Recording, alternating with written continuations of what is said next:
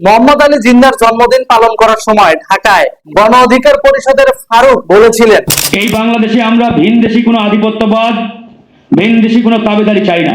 তা ভাই, এখন যে ভারতের 98 লাখ উদ্বাস্তু রিফিউজি তোমার বাংলাদেশে পুশিং করতেছে, তোমরা কথা বলো না কেন?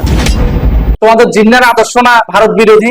কেউ যদি শোষণের দৃষ্টিতে আমাদের দিকে তাকায়, আমরা সেই চোখ উপড়ে ফেলবো।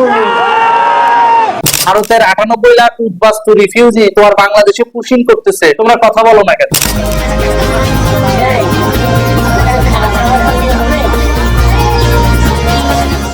তোমাদের জিন্নাহর আদর্শ না ভারত বিরোধী? কথা বলো। আসলে জিন্নাহর আদর্শ বইলা বইলা আমাদেরকে যে ভারতের কাছে তোমরা জিম্মি করতেছো, এটাই বাস্তবতা। তোমরা কথা বলো, ভারতের বিরুদ্ধে আন্দোলন করো, করতেছো না কেন? চুপচাপ মুরগির মতো ঝিমাইতেছো কেন? আন্দোলন করো ভারতের বিরুদ্ধে। এতদিন করতে শেখ হাসিনার সময় একটা পাতা বললেও দোষ দিতা যে শেখ হাসিনা ভারতের কাছে সব বিক্রি করে দিছে। তাহলে এখন যে ভারত 98 লক্ষ উদ্বাস্তু বাংলাদেশে পুশিং করতেছে, এখন তোমরা ঠেকাচ্ছ না কেন? যাও বর্ডারে, বাংলাদেশ বর্ডারে যাও, যাই দেখো ওখানে হাজার হাজার লাখ লাখ মানুষ বর্ডারের ওই চেকপোস্টে রিফিউজি ক্যাম্পের মতো ডিটেনশন ক্যাম্পে বসে আছে বাংলাদেশে ঢোকার জন্য। অথচ বাংলাদেশের মিডিয়াগুলো এখনো এটা নিয়ে কোনো কথা বলছে না। কি মাথা বিক্রি করে দিছেন? মাথা বিক্রি হয়ে গেছে। শেখ হাসিনাকে তো কথা বলতে ছাড়েন নাই। শেখ হাসিনাকে তো কথায় কথায় ভারতের দালাল বানাইছেন। তাহলে এখন তারেক জিয়া, জামাতের আমির শফিকুর রহমান, এরা যে চুপচাপ ভারতের দাসত্ব বরণ করে নিল এবং চুপে চাপে ভারতের এজেন্ডা বাস্তবায়ন করতেছে, এখন আপনারা কেউ এই সরকারের বিরুদ্ধে বলবেন না যে তোরা ভারতের দালাল? এখন কেউ বলবেন না দিল্লি না ঢাকা, দিল্লি না ঢাকা? বলবেন না? বলেন না কেন? ভারতের পশ্চিমবঙ্গে হাকিমপুর বর্ডারে উত্তর 24 পরগনার ওই চেকপোস্টে যায় দেখেন, গাট্টি বুস্কা নিয়ে কতগুলো রিফিউজি ওখানে অবস্থান নিয়েছে বাংলাদেশে ঢুকবে। যান নীলফামারী বর্ডারে একই অবস্থা, যান বেনাপোল পেট্রাপোল বর্ডারে একই অবস্থা।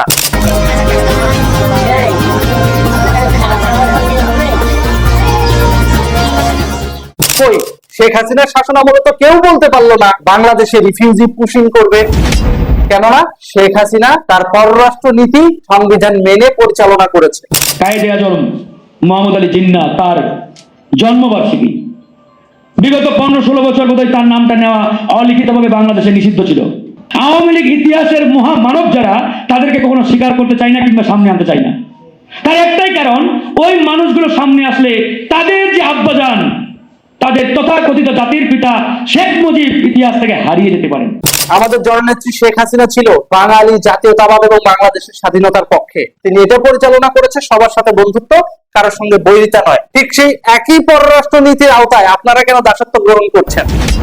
জামাত কিভাবে দাসত্ব গ্রহণ করতে পারে? ও পাকিস্তানপন্থী এই জিনিসটা এক্সপোজ হয়ে যাওয়াতে এখন ভারতের তাবেদারি করতেছে জামাত, যাতে করে ক্ষমতায় আসতে পারে। ভারতকে ম্যানেজ করার জন্য ভারতের 98 লক্ষ উদ্বাস্তু বাংলাদেশে ঢুকানোর জন্য তারেক জিয়া কি কোনোভাবে কম্প্রোমাইজ করেছে? বিষয়গুলো ভাবার দরকার। কারণ এক রোহিঙ্গা ইস্যুতে প্রায় 65 লক্ষ রোহিঙ্গা কক্সবাজারে আশ্রয় নিয়েছে, এখনো তাদেরকে ক্যাম্পে রাখা হয়েছে। এই 65 লাখ রোহিঙ্গা নিয়ে এমনি আছে বাংলাদেশ বিপদে। ঢাকার মোহাম্মদপুরে বিহারি ক্যাম্প, এই ক্যাম্পে অবৈধ পাকিস্তানিদের নিয়ে এমনি বাংলাদেশ বিপদে আছে। তার উপর যদি এখন 98 লক্ষ ভারতীয় বাংলাদেশে ঢোকে, এদের দায়ভার কে নিবে? এদের যদি কোনো অন্যায় অঘটন ঘটে বা এরা যদি কোনো ক্রাইম বাড়ায়, এরা যদি বাংলাদেশকে অস্থিতিশীল করে, এর দায়ভার কে নিবে? বিএনপি সরকার কি এর দায়ভার নেবে? মোটেও নেবে না। শেখ হাসিনা যখন ছিল তখন ভারত তো বলার সাহস পায় নাই যে তোমার বাংলাদেশে আমি পুশিং করব, তোমার বাংলাদেশে আমি 98 লক্ষ ফেরত পাঠাবো। এখন এগুলো পয়দা হলো কোত্থেকে?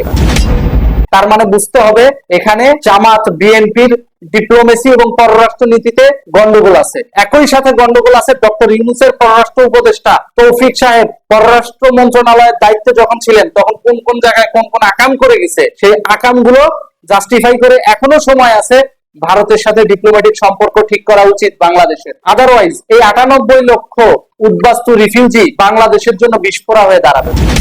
আমাদের জননেত্রী শেখ হাসিনা ছিল বাঙালি জাতীয়তাবাদ এবং বাংলাদেশের স্বাধীনতার পক্ষে। এই জন্য চাইলেও ভারত কখনোই পুশিং করতে পারে নাই শেখ হাসিনার শাসন আমলে। বরং শেখ হাসিনা শুধু বাংলাদেশকে রক্ষা করেন নাই, দুই বাংলায় যেন কোনো প্রকার পশ্চিমা গোষ্ঠী অস্থিতিশীল কোনো পরিবেশ তৈরি করার চেষ্টা করতে না পারে, সেটার ব্যাপারে বাংলাদেশের রাষ্ট্র এবং ভারতের পশ্চিমবঙ্গ রাজ্য যৌথভাবে কাজ করেছে বাঙালি জাতীয়তাবাদের অধীনে।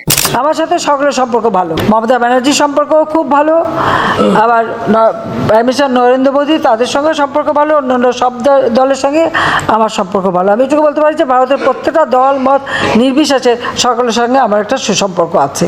শেখ হাসিনা শুধু বাংলাদেশকে রক্ষা করেন নাই, পশ্চিমবঙ্গের মমতা ব্যানার্জিকেও পর্যন্ত রক্ষা করেছেন। তার সঙ্গে সুসম্পর্ক মেনটেন করে বাংলাদেশের রাষ্ট্র এবং ভারতের পশ্চিমবঙ্গ রাজ্য যৌথভাবে কাজ করেছে বাঙালি জাতীয়তাবাদের অধীনে। হ্যাঁ জানি তাদের ভিতর করাপশন ছিল, করাপশন প্রত্যেকটা দেশে প্রত্যেকটা রাজনৈতিক দলের ভেতরেই থাকে। আওয়ামী লীগের ভিতরে কি করাপশন ছিল না?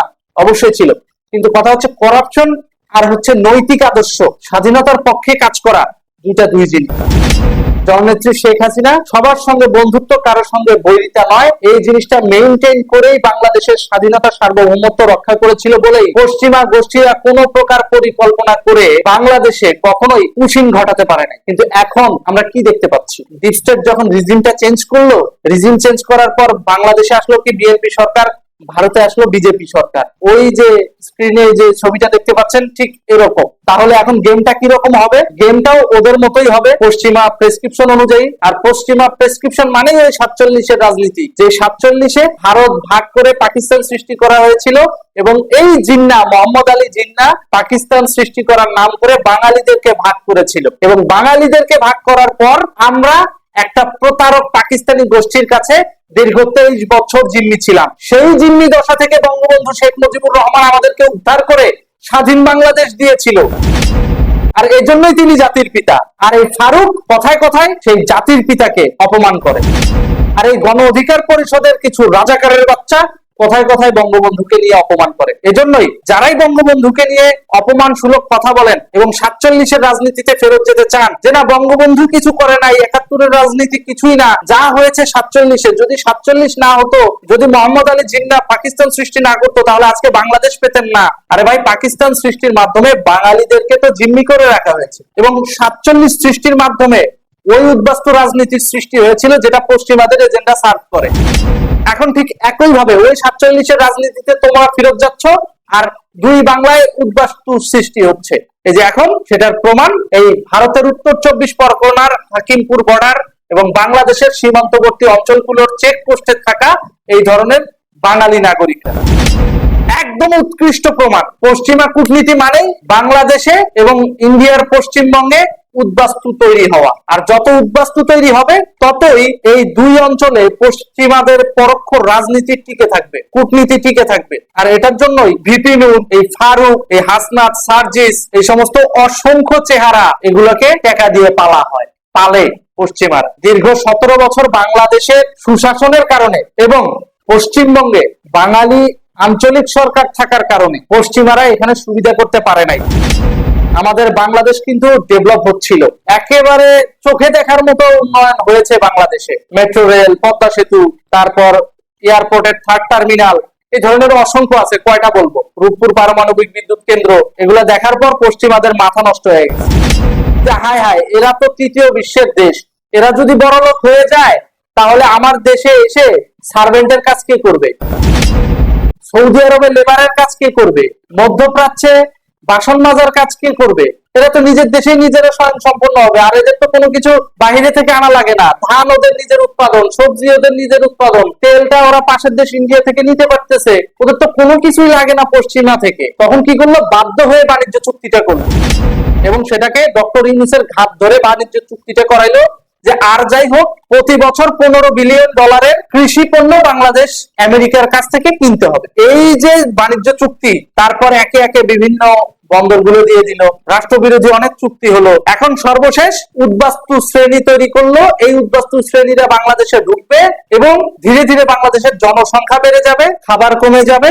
অর্থাৎ আপনার নির্দিষ্ট জিডিপিতে যে পরিমাণ জনসংখ্যা থাকা দরকার তার থেকে যদি 3-4 গুণ বেশি জনসংখ্যা হয় তখন মৌলিক চাহিদা শর্ট পড়বে। আর এই মৌলিক চাহিদাগুলো কি কি? খাদ্য, বস্ত্র, বাসস্থান, চিকিৎসা, শিক্ষা। এইটুকু একটা দেশ এতগুলো মানুষের ধারণ ক্ষমতা কিভাবে ধরে রাখবে? পায়ে পায়ে মানুষ হয়ে যাবে, বসবাস করবে কিভাবে? এক ঢাকার উপরে আর কত চাপ পড়বে?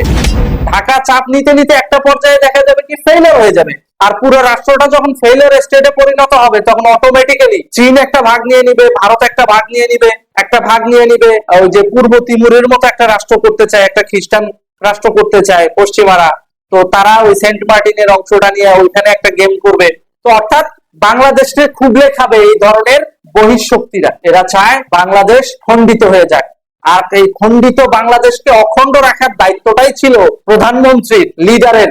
কিন্তু আমাদের প্রধানমন্ত্রী, বর্তমান প্রধানমন্ত্রী তারেক রহমান, যখন হামে শিশু মারা যায় সে যায় হচ্ছে সিনেমা দেখতে। সে তো তার বিলাসিতা নিয়ে ব্যস্ত। আর পশ্চিমারা তো বিলাসিতা করতে তাকে টাকা কম দিচ্ছে না, ভালোই দিচ্ছে। এবং লন্ডনে তো দীর্ঘ সময় সে ছিল, সুতরাং টাকার তো আর তার অভাব নাই। যা চাবে তাই পাবে। বিভিন্ন দাতা সংস্থা গোষ্ঠীরা দেবে, যারা চায় অ্যাকচুয়ালি বাংলাদেশটাকে ভেঙে যে যার মতো পার্ট করে নিয়ে নিতে, তারা তো পয়সা দেবে। কিন্তু বিপদে পড়বে কারা? আপনার আমার মতো সাধারণ মানুষ, যারা 47-এর রাজনীতি আপনাকে গেলাতে আসতেছে, যারা 71-কে ইগনোর করে 24-কে প্রতিষ্ঠা করতে আসতেছে। এরা প্রত্যেকেই এই বাংলাদেশ বিরোধী ষড়যন্ত্রের সাথে জড়িত। আর এই বাংলাদেশকে বাঁচাতে হলে, বাংলাদেশের অখণ্ডতাকে রক্ষা করতে হলে দ্রুত জননেত্রী শেখ হাসিনাকে প্রয়োজন বাংলাদেশে। ধন্যবাদ।